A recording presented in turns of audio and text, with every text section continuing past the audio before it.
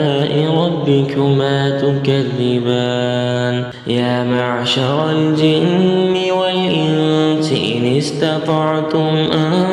تنفذوا من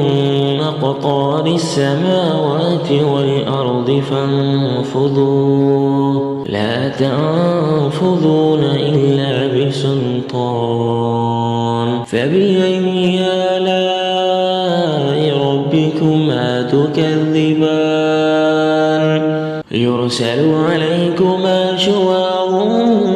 من نار ونحاس فلا تنتصران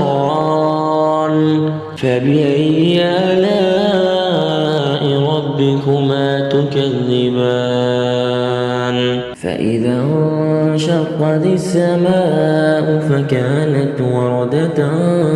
كالدهان فبأي آلاء ربكما تكذبان فيومئذ